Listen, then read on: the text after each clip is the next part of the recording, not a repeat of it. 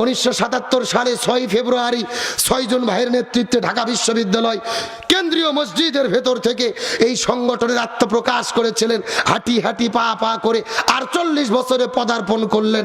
আমরা দোয়া করি আল্লাহ যেন তাদের দিন প্রতিষ্ঠার একনিষ্ঠ কর্মী হিসাবে এই কাফেলাকে কবুল করে, বলেন আমিন। এই 16 বছর তো আমরা শুনেছি শিবির মানে হলো রক কাটা। জোরগণ কি কাটা মানে? শিবিরের খাইয়া দিয়ে কোনো কাম নাই, এদের কাজ শুধু স্কুলে যাইয়া যাইয়া মানুষের রক কাটে। কিন্তু রাজশাহীতে যে জিজ্ঞেস করা হলো, ভাই রাজশাহীতে শিবির কি রক কাটে? রাজশাহীর লোক বলতেছে শিবির তো রাজশাহীতে রক কাটে না, ঢাকায় কাটে। কোথায় কাটে? ঢাকায়। যে জিজ্ঞেস করা হলো, ভাই ঢাকা থেকে শিবির রক কাটে? ঢাকার লোক বলতেছে না, ঢাকাতে শিবির রক কাটে না, চট্টগ্রাম সিলেটে কাটে। তার মানে খবর নিয়ে দেখা গেল শিবির কোথাও রক কাটে না। পেপার পত্রিকা খুললে দেখা যায় বাংলাদেশে রক কেটেছে 99% ওই ছাত্রলীগের সন্ত্রাসীরা। আল্লাহর কি খেলা! 1 তারিখে তারা জামাত শিবিরকে নিষিদ্ধ করেছিল। এই বাংলার জমিনে 1 মাস পার না হতেই ওই ছাত্রলীগকে এই জমিন থেকে আল্লাহ নিষিদ্ধ করে দিয়েছে। এ জনগণ কার ফয়সালা? আল্লাহ বলেন আমাকারু আমাকারাল্লাহ আল্লাহু খায়রুল মাকিরিন। তারাও ষড়যন্ত্র করে, আল্লাহ কৌশল অবলম্বন করে। কার কৌশল বিজয়?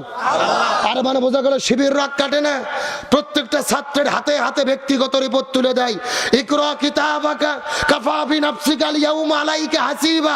তোমাদের রিপোর্ট দিয়েছি, এই রিপোর্টে লেখো দৈনন্দিন 5 ওয়াক্ত নামাজ জামাতে হয়েছে কিনা রিপোর্টে লেখো, কোরআন অধ্যয়ন করেছো কিনা লেখো, হাদিস অধ্যয়ন করেছো কিনা লেখো, ইসলামী সাহিত্য পড়েছো কিনা লেখো, আত্মসমালোচনা হয়েছে কিনা লেখো, ভালো কাজ করেছো কিনা লেখো।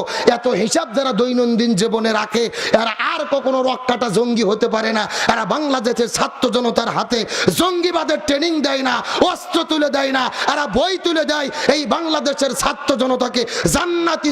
24-এর গণ অভ্যুত্থান স্বাধীন হলো রাজাকার স্লোগান দিয়ে, স্লোগান দিয়ে। কথা কর না গা? চতুর্দিকে স্লোগান উঠেছিল, তুমি কে আমি কে রাজাকার, তুমি কে আমি কে রাজাকার। কে বলেছে? স্বৈরাচার যেই ট্যাগ দিয়ে ইসলামপন্থীদের দমিয়ে রেখেছিল, আল্লাহ ওই ডায়লগ দিয়ে দেশ স্বাধীন করছে। আল্লাহু আকবার বলেন। সুতরাং আমাদের প্রিয় ভাই শহীদ মীর কাসেম আলী মিন্টু, শহীদ কামারুজ্জামান ভাই, যারা প্রতিষ্ঠাতাকালীন সদস্য থেকে আজ থেকে যত ছাত্র জনতা শহীদ হয়েছে, আমরা দোয়া করি তাদের শহীদ হিসেবে কবুল করুক, বলে আমিন। এবং এই ছাত্র জনতার জন্য দোয়া করি, শহীদ কাফেল ইসলামী ছাত্র শিবিরের জন্য দোয়া করি।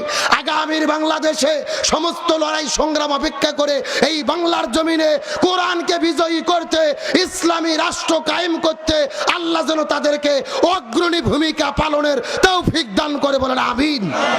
সুতরাং এই প্রতিষ্ঠা বার্ষিকী থেকে তাদের শুভেচ্ছা জানাই, অভিনন্দন জানাই, তাদের প্রতি অবিরাম ভালোবাসা, শুভকামনা। আল্লাহ তাআলা এই জমিনে সমস্ত দাড়ি টুপি আলাদেরকে, ইসলামপন্থীদেরকে কবুল করুক, বলেন আমিন।